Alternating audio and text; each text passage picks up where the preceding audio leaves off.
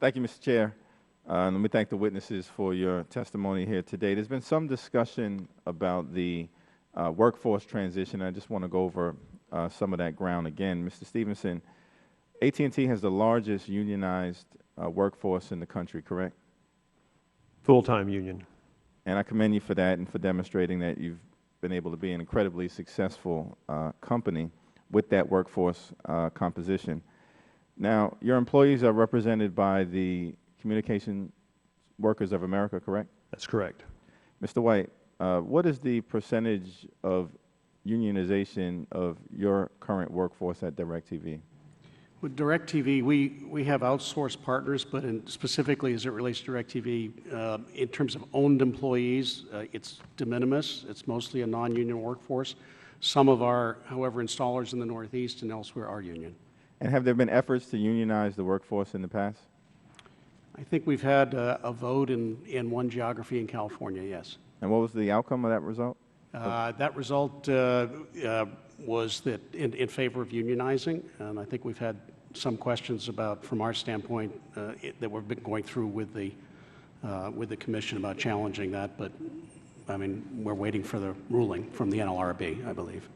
Thank you. Now, Mr. Stevenson, in terms of legacy DirecTV employees, I believe you've indicated that they will have an opportunity to join CWA, is that correct? We have a policy of open card check neutrality. Yeah. So the process of facilitating that potential transition will be through neutrality in terms of card check. Yeah, we have a long track record in this regard. When we bought AT&T Wireless, for example, we opened up the workforce to card check. The union came in and held a vote, and across many of the locations they voted to join or to become part of the collective bargaining process, some places not. But we leave that up to the employees to make that decision. Now, you expect the merger to create jobs. I believe both Mr. White and Mr. Stevenson, you testified in that regard, correct? Yeah, we actually are enthusiastic about it. First and foremost, we're investing to build out 15 million additional homes with broadband. Those are hard-hat jobs to go build out these capabilities. So both in terms of the ambitious capital build-out program and, I gather, as a result of the complementary nature of the company, and there doesn't seem to be much disagreement about that, there's an expectation that you would create jobs. Now, Mr. Bergermeyer, is there a reason for you to disagree with that assertion? I think it's usually the case that in mergers there are job redundancies. It's not the focus of my concern here. Today I'm focused more on the consumer side. Okay.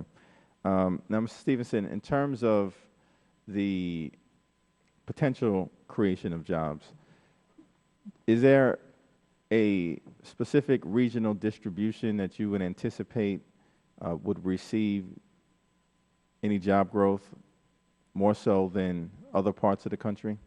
Yeah, the places that come to mind first are the 2 million homes that we're passing with our gigabit technology, or really high-speed broadband capability. That involves taking fiber all the way to the home, putting electronics in the field. That's a very significant build. That will be within what I will call our old traditional franchise landline territory, so the 22 states where we operate today. The rural broadband build, which is the wireless deployment, will hit 48 states, and so that's going to be a fairly broad-based deployment. And in our company, jobs align with capital. I mean, they're perfectly correlated. As you invest, you hire more people. Now, I don't want to mislead. There will be places, to Mr. Bergmeyer's comment, where there are redundancies in jobs, but we do have a very good track record on how to address those situations, and we use very extensively attrition, and I feel good about our track record in that regard. Now, you don't currently offer video services in the New York City market, is that right? In what market? In the New York City market. We offer wireless services in the New York City, and large corporate businesses we offer service to. But not video, is that right? Not video, not today. Okay. Now, Mr. White, DirecTV does offer video in the New York City market, is that right? We do. And how do you expect the potentially merged entity, AT&T, DirecTV, to impact the nature of the services that would be offered by a combined company? Well, I think in urban markets like New York, There wouldn't be any change, frankly, in general, in terms of from a pay TV standpoint. We'll continue to compete hard for customers in those geographies.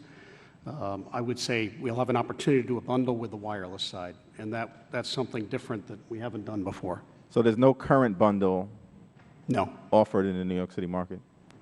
We might with Verizon and with slower speed internet service, but not high speed. Fios is very competitive in New York.